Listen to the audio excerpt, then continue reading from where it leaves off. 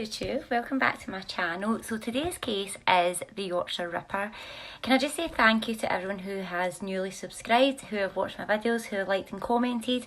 It is greatly appreciated. Now this case has been asked for already. I did do it in a live about 2.5 years ago on Facebook, but I thought it would be ideal to pop it onto a YouTube so I can pop it in with the playlist of the crime stories to add to the rest of them. So again, thank you so much. Remember, ring that bell, subscribe. Let's get started. Peter William Sutcliffe was born on the 2nd of June 1946. He was born to John and Kathleen Sutcliffe. He was the oldest of 6 children. Now, it was said that he was quite quiet, he was quite withdrawn as a child, would never really speak much, but he was always at his mum's side. He was very much a mummy's boy. Now his mum was Kathleen, he always looked up to her, but it was also said that John, his dad, the children were scared of him. He came across as quite flamboyant, he wouldn't always be good to the children, he did work away a lot, but when he was home he used to bully Kathleen, his wife, a lot, and the children did see this. John Sutcliffe spoke very openly about his affairs and told his wife Kathleen that he was having affairs, and it's said that again that's where Peter Sutcliffe's behaviour could have came from regarding women, because he's seen how his dad treated his mother. Lead by example, learn behaviour. Again, obviously he has been convicted as a serial killer, so it's easy to go back and blame the childhood and the upbringing, but I think there's a lot more to it than that, and let's look further into the case, how this came about. I have my own theory. At the end of this video I'm going to do the spirit box. I'm very interested to do the spirit box, more so on the victims but also on Peter Sutcliffe himself. So again, we'll get to that at the end of the video. It will be a bit of a trigger warning, some of these cases are pretty gory, but yeah, sit back and relax. In 1969 the Sutcliffe family took another hit to their family. Now it was said that Kathleen was in a pub with 2 men and that John had came up to her and slapped her in front of everyone. Now it was then later found out that Kathleen was actually having an affair. John Sutcliffe had found out. He had sent her a letter kidding on he was a lover and arranged to meet at a hotel and told her to bring something nice to wear. She made her way to that hotel, but when she got there it was actually the full family, her children and everything was there, and John Sutcliffe had brought her there to embarrass her. Also, he'd pulled out the handbag, her nightdress that she'd brought with her, to prove that she was there for that reason. Now this happened in 1969. I can imagine for Peter Sutcliffe, who was very close to his mother, this could have brought in a lot of resentment, but also humiliation can be a motive or a trigger around something to bring another. In 1974, Peter Sutcliffe married his wife, Sonia Sutcliffe. She found out after 2 years of marriage that she couldn't bear children, and it was said that then she was diagnosed with schizophrenia. Now, the police have said that she was a very cold character. She was the type of character that would maybe slap Peter down, treat him like a little boy a little bit. And also with the diagnosis that it led her to schizophrenia as well.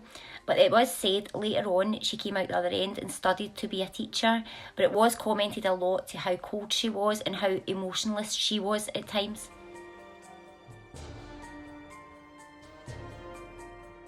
August 1975, the first attack took place. Tracy Brown was 14. She had been out with friends and she was walking home, and as she was walking home there was a man in front of her and he kept stopping and starting. He blamed his hay fever. Now Tracy did say that she didn't feel alarmed or scared at this point, didn't get any sort of vibe against it, and she kept walking, and eventually he did attack her with a hammer, but at no point did she become unconscious, and a car was about to drive past that disturbed him. He threw her over a wall at this point, and Tracy crawled to safety to a neighbour's house to get help.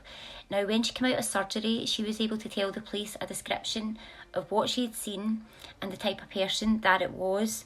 Now again, at this time this was the first attack, so there was no panic of any sort of serial killer or that this had taken place more than once. It was classed as a random attack. I didn't think of it like that. You know, obviously you just don't want it to happen to you, especially in films. 10 weeks later, in October of 1975, the other victim wasn't so lucky, the lady William McCann, who had 4 children. She was 28. She was struck twice with a hammer and stabbed 15 times. Now, at this point, they had not connected the cases. They did not think they were connected. And again, it was presumed because she was a prostitute, it was possibly a punter who had not been happy and who'd obviously lashed out.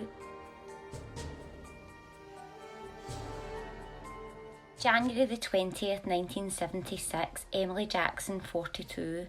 Now, she was married, but she was working the streets because business in the family wasn't going so well, but they also had a tax bill. Now, she went missing, and the next morning she was found stabbed 57 times with a Phillips screwdriver, and she was butchered. Police believed at this point that this could be the same person with, obviously, again, I think more so with the screwdriver. He either used to kill with a screwdriver or a knife. You just can't imagine. It was brutal. It was classed as a savage attack. A year passed with no similar killings whatsoever. Then Irene Richardson, 28, she was a prostitute that was discovered in the park. Then 2 months later, in Bradford Red Light District, there was Patricia Atkinson, was murdered at 9 Oak Avenue, flat 3. Patricia was 32, severe blow to the head and repeatedly stabbed, again with the Phillips screwdriver. Now, again, it was sometimes prostitutes, but it hadn't been in all cases been the case, but it was more likely at this point that this person, who we know now as Peter Sutcliffe, was stalking the red light district. And it was obviously easy to get prostitutes because one of the biggest things for a murderer is to get the abduction done, to get them in the car. And with prostitutes, that's what they had to do. It was part of their job, so it seemed very easy for him to do that, and that's why he was maybe picked. This was the point that the media decided it was the Yorkshire Ripper. They also said that women were protesting to have a curfew on men, to have them home and in the door early at night because they feared so badly that something might happen. So you can imagine at the time, especially the way it is, it's different now with CCTV, but back then you didn't have that. The police didn't have the resources that they have now, so it was even harder, and the police had said that they felt like he was one step ahead every time, and it was a lack of resources at the time. The next victim was Jane McDonald, 16 years of age. She loved skating, dancing. She had no involvement with prostitution whatsoever. Now, she was murdered and her body was left at a children's playground. At this point, because she was so young, again, this is where the media frenzy came in, where everyone started to be aware that this was happening. October 1977, on an allotment next to a cemetery, the body of Jean Jordan was also found. Now, Jean was a 20-year-old prostitute. She had been murdered more than 40 miles away from other victims. So at this point, he'd moved areas. Now, that could have been because the heat was on him at that point. The police were getting closer to the clues.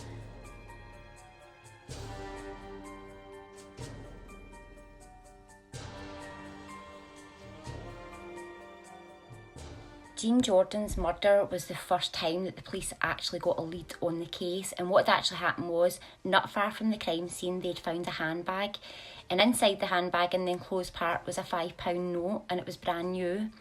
So they decided to go back to the bank to find out where it had been distributed from, who had been given it, and then it was put down to 5,000 people under 34 companies, which then they came across a company called Clark's, where they decided that's where this £5 note came from. Now, in that company, there was a lorry driver there called Peter Sutcliffe, and they had narrowed it down to him. Now, he was questioned both times, and his alibi was that he was with his wife on both occasions that the police were asking him, so he was given an alibi at that point. Yvonne Pearson, Helen Ridke, now Helen Ridke was 18, Vera Millward was 40, they were all killed within the 5-month period. So by this point there were 9 murders, and the police were under a lot of pressure to either have a suspect or do some sort of arrest. Now, they'd 8 or 9 investigation rooms with the amount of paperwork that they had, because back then they didn't have the communication. They had to do everything by paper trail, so it got to a point they had to change the police station because it was actually busting at the seams with the amount of evidence and statements that they'd taken and how they were connecting all these murders together. In April 1974, there was another murder, Josephine Whittaker. She was 19. Now, Josephine wasn't a prostitute, but at this point, the police had received messages and audio that had been traced back to Sunderland, and it said, "You are no nearer catching me now than you were 4 years ago," in a Sunderland accent. Now, experts had said this was definitely a Sunderland accent, so what happened was the search had then went for someone who had this accent, and we do know that. Oh, spirit. And we do know that Peter Sutcliffe didn't have a Sunderland accent. In 1979, 10 women had been savagely murdered by Peter Sutcliffe. He was interviewed again where he denied it, but what had happened at this point as well, the police had been watching the red light district, and it had been noted that his car had been spotted 39 times in that area. Police said when they spoke to him, he came across a very quiet man, very subdued, but also motionless, didn't have any emotion whatsoever. They said the same about his wife Sonia, but they also got again the impression that she would speak down to him, and there was a bit of a humiliation in with that as well. She was quite a strong character, but a very cold character. Police also felt that he did fit the E-fit, and it was said that in his work, because he'd been pulled out so many times for interviewing by police and then let go, that they even started calling him the Yorkshire Ripper. So they'd have thought they were doing that as a giggle or a laugh because he was let out so much. Little did they know that he actually was. In total, he was questioned 9 times and discounted every single time because, again, he used the alibi that he was with his wife.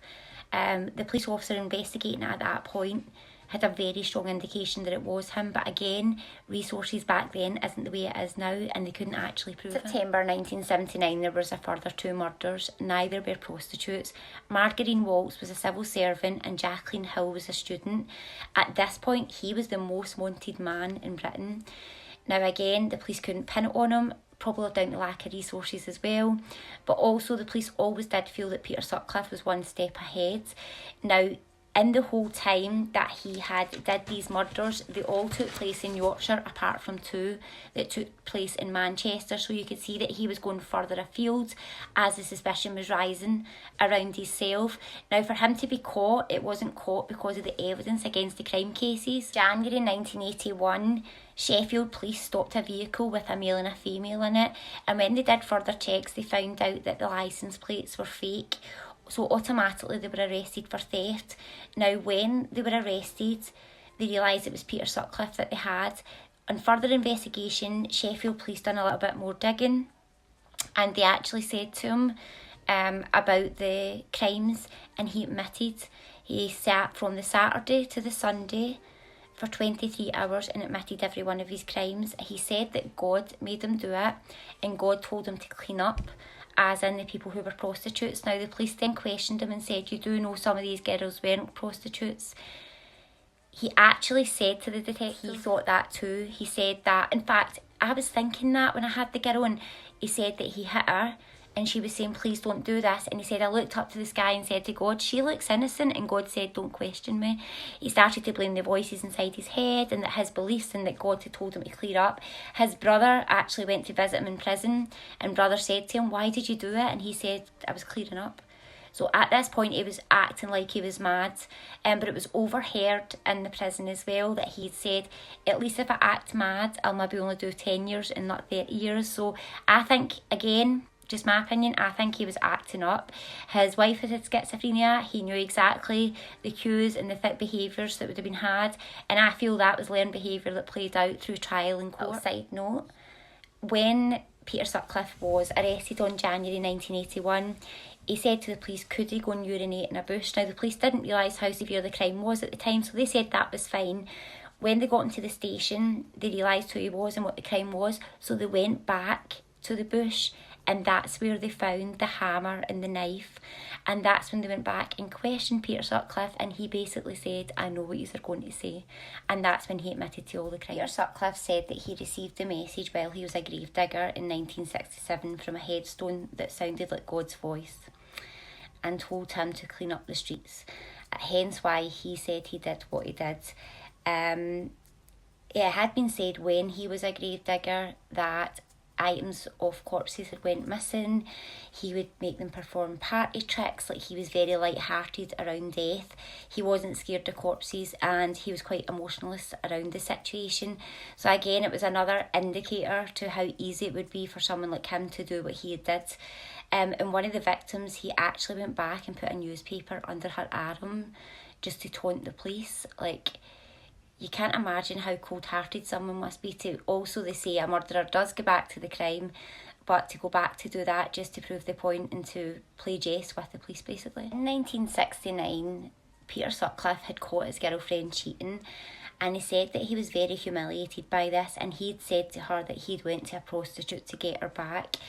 Now, we don't know if he did go to a prostitute, but what some experts have said is there's a possibility that he did, and they maybe humiliated him, he couldn't perform, or something's happened, or they've taunted him, but it's brought further humiliation to the situation, which they believe could have been a trigger to why he hated prostitutes and women so much. And also, after the incident with his mum at the hotel, was that the trigger point when the person that he looked up to, the woman in particular, all those years, to feel very differently and a lot of resentment, which again could have brought in hatred for women, which the experts believe that this could have been the trigger for it all. Peter Sutcliffe was convicted of killing 13 women and attempting to murder 7 others between 1975 and 1980. He was sentenced to 20 concurrent sentences of life imprisonment, and it was converted to a whole life order in 2010. 2 of his other murders took place in Manchester, the rest were in Yorkshire. He died in November 2020. Now, it's said that his wife left him in 1986 and divorced him in 1993, and then she remarried in 1997. So she went on to have a normal life. I just find that really strange. It said that she knew nothing about it. She didn't suspect in any way. Let's go into the spirit box, and then I'll give my conclusion at the end. If you've never used the spirit box before or heard it, it can be quite hard of hearing, so just look at the comments. To all my regulars, please comment below what you hear to help the new guys. It can be quite staticky. It can give you a little bit of a headache. It's good to use with headphones, but it's just the exact same without, so do not panic. We'll get started, so we'll ask the spirit box the first question. And the first question I want to ask the spirit box is, does the victims have anything to say to what happened to them? Again, in situations like this, especially in serial killers, the victims are often forgot about. So I think it's only right in the spirit box that we give them their voice.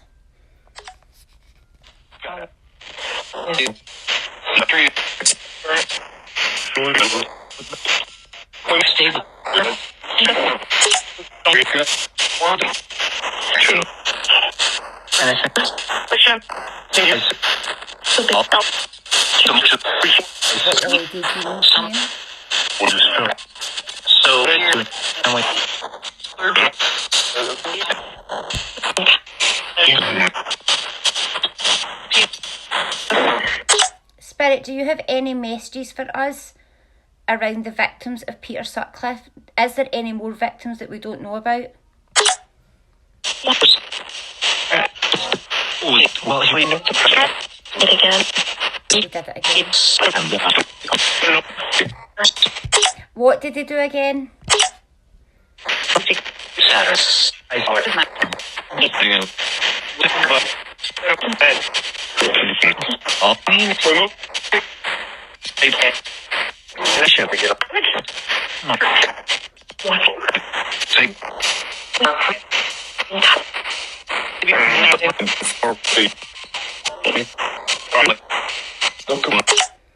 Does Peter Sutcliffe have a message for us?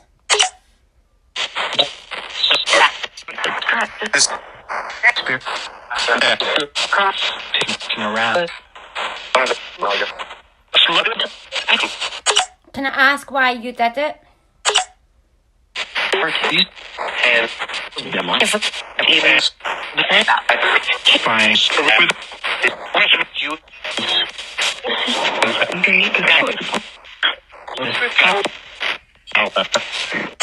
Did your wife know that you had killed those women and attacked the others?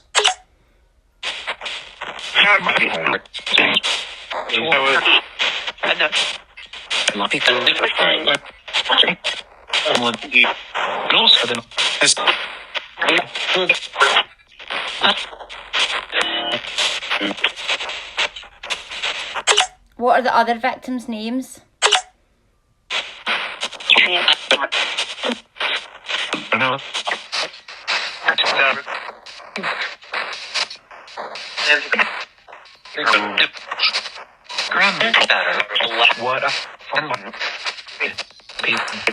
Whose body is at the water?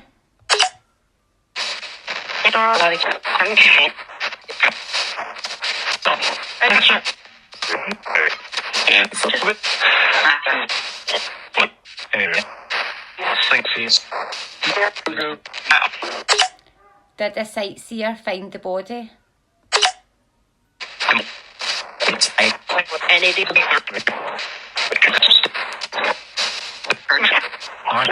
What location is this?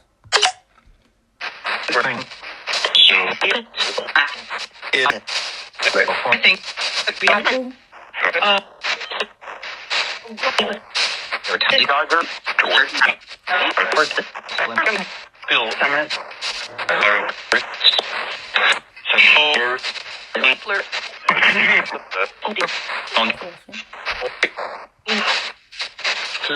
Spirit, do you have anything else to say to us about this case, or anything we need to know that's not already known?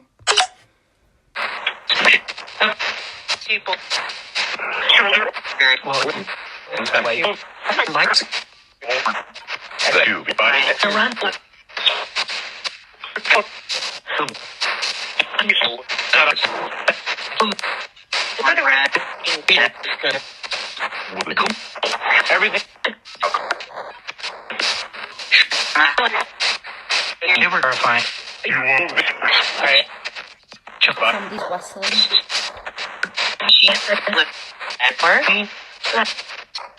A lot of women's voices. Interesting. Right, so my conclusion on this is another little side note in there for Peter Sutcliffe. When he was at school, it was said he was bullied, he didn't really fit in. He then had a few jobs when he left school and he became a gravedigger, as we've already heard briefly. But it was said that, again, he would go into the pub with stolen rings from corpses and he would make really horrible jokes and really dark humoured jokes about death. And also he would show signs how much he hated women, and especially prostitutes as well. I get with this case, this is just a man who is very evil. I don't think for a minute he had schizophrenia. I think it was, again, as I said, learned behaviours from his wife. I want to say that it could have been her manipulation that was a trigger. I don't psychically get. I feel like she maybe knew something. I don't feel she knew much, but I don't feel she cared a lot for the situation. I want to say that she was quite a traditional person. I truly believe that the only reason he chose prostitutes because it was easy to get them to go with him. And that's why when he had the chance, he would kill someone who wasn't in that field in any way whatsoever.